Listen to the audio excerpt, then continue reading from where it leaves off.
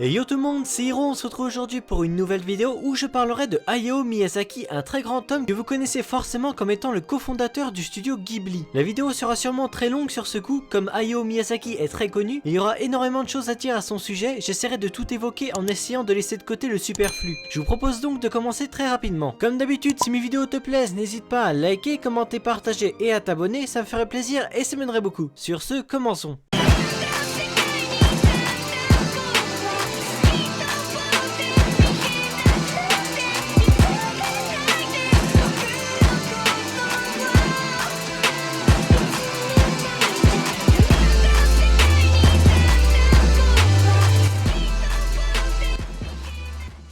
Tout d'abord, parlons un peu de son histoire et comment il en est venu à devenir celui qu'il est aujourd'hui. Hayao Miyazaki est né le 5 janvier 1941 à Tokyo. C'est un dessinateur, réalisateur et producteur de films d'animation japonais, cofondateur du studio Ghibli avec Isao Takahata. Il est presque inconnu en Occident en dehors des cercles d'amateurs d'anime et de manga, jusqu'à la sortie internationale de Princesse Momonoke en 1999. Ces films rencontrent ensuite un grand succès partout dans le monde et surtout au Japon, où certains ont battu des records d'affluence. Il explore souvent les mêmes thèmes centraux, la relation de l'humanité avec la nature, l'écologie et la technologie, ainsi que la difficulté de rester pacifiste dans un monde en guerre. Les protagonistes de ces films sont les plus souvent de jeunes filles ou femmes fortes et indépendantes, et les méchants ont des qualités qui les rendent moralement ambigus, comme les dieux de la religion shintoïste. Ces œuvres sont tout aussi accessibles aux enfants qu'aux adultes. Au Japon, il est considéré comme l'égal d'Osamu Tezuka, qui était un mangaka, un animateur, character designer, producteur et scénariste d'anime, et qui a été l'auteur de plusieurs œuvres comme Astro le petit robot ou Phoenix l'oiseau de feu. En Occident, on le compare souvent à Walt Disney, dont vous avez sûrement déjà entendu parler. Toutefois, Miyazaki reste modeste et explique le succès de son entreprise par la chance qu'il a eu de pouvoir exploiter pleinement sa créativité. Son enfance est marquée par un Japon dévasté par la Seconde Guerre mondiale. L'œuvre de Miyazaki en sera beaucoup inspirée. Son père, Katsuji Miyazaki, est alors directeur de Miyazaki Airplane, une entreprise en aéronautique appartenant à son frère, qui produisait des gouvernes pour des avions de chasse de type 0. C'est certainement à ce contexte que Miyazaki doit cette passion pour les avions et le vol en général. La mère de Hayao est une femme intelligente, plutôt réservée et stricte. En 1947, elle est diagnostiquée du mal de Pot, une forme de tuberculose. Elle reste alitée d'abord à l'hôpital pendant 3 ans, puis chez elle jusqu'en 1955. Hayao est très proche d'elle, par bien des aspects. Le film Mon voisin Totoro s'avère autobiographique. Dans Le vent se lève, la tuberculose touche Naoko Satomi, l'héroïne principale. Shiro Miyazaki, le frère cadet de Hayao, dit du personnage de Dora dans Le château dans le ciel qu'il est basé sur leur mère, non physiquement, mais en ce qui se rapporte à la personnalité. Fuyant la guerre et les bombardements, la famille Miyazaki déménage souvent entre 1944 et 1945. L'usine de Miyazaki Airplane était à Kanuma. Hayao connaît 3 écoles différentes en 6 ans. Entre 1947 et 1949, il est inscrit dans une école primaire d'Utsunomiya. En 1950, il étudie à l'école Omiya au quartier Suginami de Tokyo. Sa famille s'étant réinstallée dans la capitale. Et de 1951 à 1955 à l'école Eifuku. Il passe ses années lycéennes à l'école Omiya, 1956 et 1957, et au lycée Toyotama, 1958. Pendant sa dernière année au lycée, il découvre le premier film d'animation japonais en couleur, Le Serpent Blanc, de l'animateur Taiji Yabushita, du studio Toei, inspiré d'un conte populaire chinois. Pour le jeune Hayao, c'est une révélation. Il dit être tombé amoureux de l'héroïne, Painyan, et avoir pleuré toute la nuit. Il est également grand amateur d'Osamu Tezuka, et exerce alors ses talents de dessinateur. D'abord en réalisant des croquis d'avion en imitant son héros, mais trouve qu'il ne peut pas dessiner les personnes. Un jour, prenant conscience qu'il ne fait que copier le style de Tezuka, il brûle tous les mangas qu'il a dessinés. Il dit s'être rendu compte que créer son propre style s'avère très difficile. En 1962, il entreprend des études en économie à Gakushuin et rédige un mémoire sur l'industrie japonaise. La même année, il rejoint un club de recherche à Gakushuin sur la littérature enfantine. Miyazaki commence sa carrière en avril 1963 comme intervalliste au studio Toei. Il se fait connaître d'abord avec son travail sur Gariba no Uchu Ryoko. Ayant trouvé la fin du film non satisfaisante, il en propose une autre qui est acceptée et incorporée au film. Après une formation de 3 mois, il est affecté au film Les fidèles serviteurs canins, puis à la première série télévisée du studio, Ken l'enfant loup, concurrente de Astro le petit robot d'Osamu Tezuka. Il perçoit un salaire de 19 500 yens, ce qui correspond à 148 €. Quand quelques troubles syndicaux éclatent en 1964 au sein du studio, Miyazaki prend la tête des manifestants et devient secrétaire en chef du syndicat des travailleurs. Isao Takahata est alors le vice-président du syndicat. C'est à cette époque qu'il rencontre Akemi Ota, également animatrice au studio, qu'il épouse en octobre 1965. L'année 1965 marque aussi le début d'une longue collaboration avec Takahata avec un premier projet commun, Hustle Punch. Lorsque Lorsque Takahata commence à travailler sur le film Horus, Prince du Soleil, Miyazaki, qui a alors 24 ans, est volontaire pour rejoindre le projet, qu'il considère comme sa dernière chance de travailler sur un long métrage et d'arrêter les séries télévisées. Takahata, Miyazaki et Yasuo Otsuka se font la promesse de terminer ce projet, coûte que coûte. Le film, réussite artistique mais échec commercial, ne sort finalement que le 21 juillet 1968. La même année, Miyazaki travaille avec sa femme sur Le Chat Botté, mais cette fois est promu animateur clé. Il assure l'animation de la course-poursuite qui marque le climax du récit. En 1969,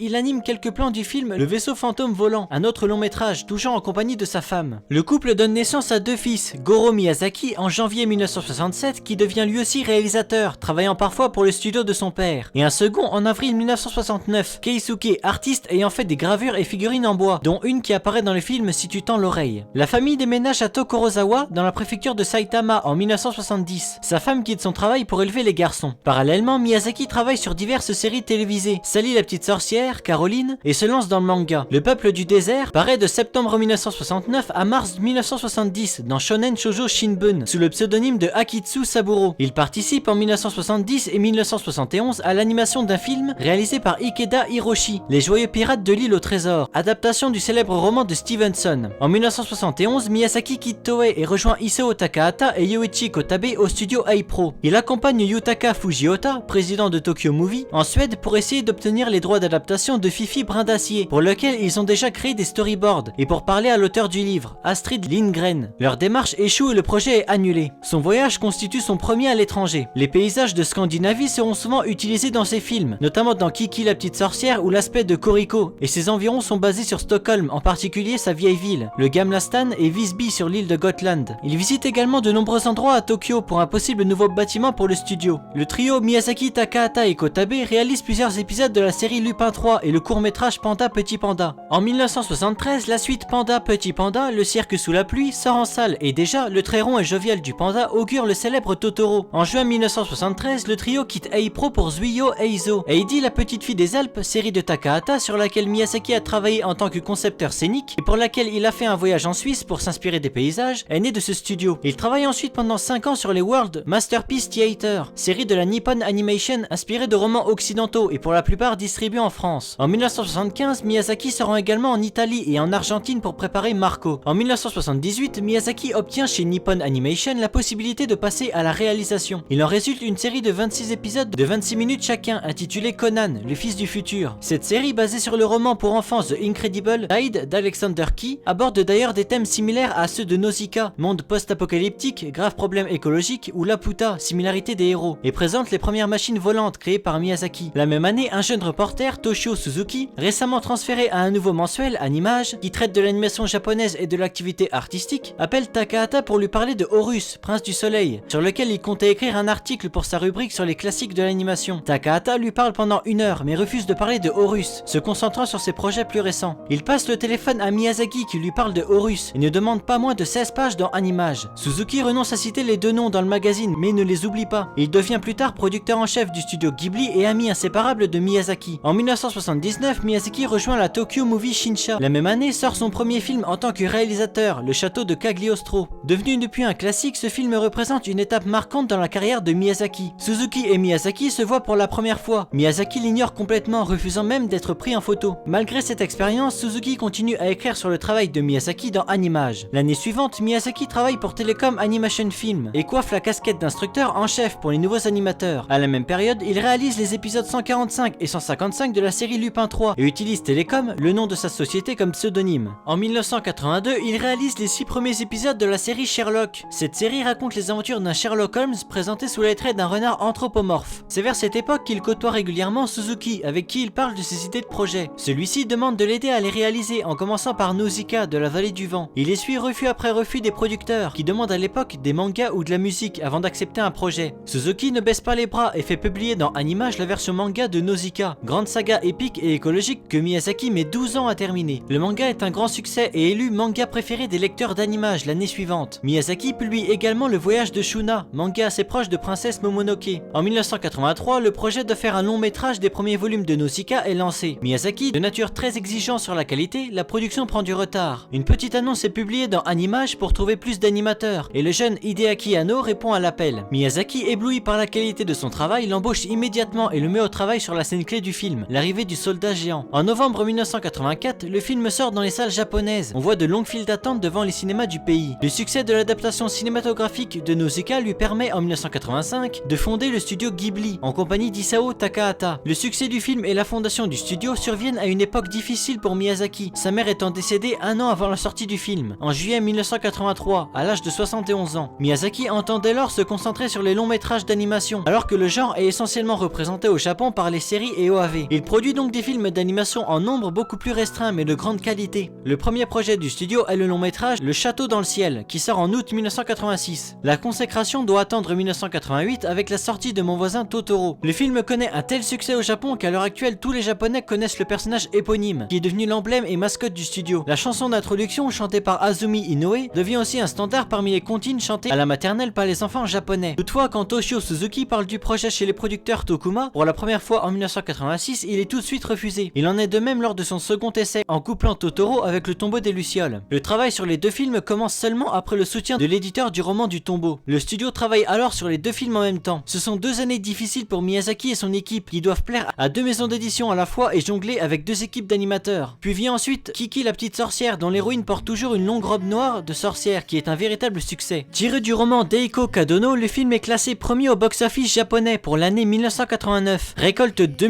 170 millions de yens et cumule 2 604 619 entrées en salle. La réalisation de Kiki la petite sorcière n'aura cependant pas été de tout repos. En effet, lorsque le studio Ghibli a obtenu les droits d'adaptation en 1987, Miyazaki travaillait sur Mon voisin Totoro. Le film devait donc initialement être réalisé par Sunao Katabuchi et écrit par Nobuyuki Ishiki, mais Miyazaki, mécontent du script, a fini par reprendre la réalisation du film. Par la suite, Eiko Kadono s'est dite mécontente des différences entre son roman et le film, mais Miyazaki et Suzuki sont parvenus à la convaincre d'autoriser la poursuite du projet. Suzuki, fidèle ami de Miyazaki et de Takahata, travaille pour le studio à temps plein après Kiki et devient producteur dès le film suivant, Souvenir goutte à goutte. Le studio vit encore des temps difficiles pendant la production de Kiki. Bien que le budget pour ce film soit le double de celui de Totoro, la qualité des images étant supérieure, les animateurs gagnent beaucoup moins par rapport au travail effectué. En effet, ils sont alors payés à la pièce, par image ou par dessin, rémunérés environ 100 000 yens par mois, qui correspond à 762 €. Pour éviter que le studio ne s'effondre, Miyazaki et Suzuki décident d'intégrer leur personnel vacataire au studio à temps plein, et ainsi de pouvoir former d'autres animateurs. Miyazaki pense à un petit plan simple pour le studio, créer un bon environnement de travail, puis former et guider les jeunes animateurs. La plupart des animateurs ont entre 18 et 25 ans. Le studio sort Porco Rosso en 1992, long métrage relatant l'histoire d'un mercenaire italien transformé en cochon, pilote d'hydravion en mer Adriatique dans les années 1920. Ce film se démarque de l'univers de Miyazaki par plusieurs aspects, notamment par son héros adulte et l'histoire, située dans un contexte historique et géographique réel. Le même jour de la sortie de Porco Rosso, sont inaugurés les nouveaux bureaux du studio Ghibli, dans la banlieue ouest de Tokyo. En 1994, sort Pompoko de Takahata, grand succès dont les héros sont des chiens vivrains, petits animaux endémiques au Japon, les tanuki. En 1995, On Your Mark, un clip musical au budget considérable, est réalisé pour la chanson du même nom, du célèbre groupe J-pop Chage and Daska. Il est diffusé au Japon avec le film Si tu tends l'oreille de Yoshifumi Kondo. Le scénario est écrit par Miyazaki d'après un manga d'Aoi Hiragi, mais c'est le premier film du studio Ghibli qui n'est réalisé ni par Miyazaki ni par Takahata. En 1996, un accord entre Disney et Studio Ghibli charge le géant américain de distribuer tous les longs métrages Ghibli dans le monde, y compris le Japon, mais excluant le reste de l'Asie. À cette époque, Miyazaki a énormément de mal à choisir entre 2 projets qui lui tiennent à cœur et dit à Suzuki qu'il voudrait faire les 2 en même temps. Les projets en question sont Boro la petite chenille, histoire épique du voyage d'une chenille jusqu'à l'arbre d'à côté, et Princesse Momonoke. Suzuki le convainc de faire Momonoke en premier, en partie parce que passé un certain âge, c'est dur de faire des films d'action. Miyazaki a alors 54 ans et c'est peut-être sa dernière chance de réaliser un film comme Momonoke. Miyazaki suit le conseil de son ami et sort Princesse Momonoke en 1997. Le film est annoncé à tort comme le dernier long métrage de Miyazaki par la presse, après une conférence de presse où Miyazaki a déclaré « Je crois que c'est le dernier film que je ferai de cette manière ». Miyazaki aime beaucoup être présent à toutes les étapes de la création d'un film et vérifier tous les dessins des animateurs un par un, ce qu'il fait pour tous ses films. Cependant, les 2 ans de production de Momonoke le fatiguent. Son âge ne lui permet plus d'être aussi impliqué dans ses projets. Il dit que ses yeux s'affaiblissent, que ses mains deviennent plus lentes et ne croit pas tout pouvoir faire comme auparavant. La presse ignore cette nuance de la fin de la phrase et annonce donc sa retraite. Le film est considéré comme un chef-d'œuvre de l'animation et propulse la renommée de Miyazaki d'un niveau national au niveau mondial. Il est distribué dans de nombreux pays, dont la France par Miramax Films,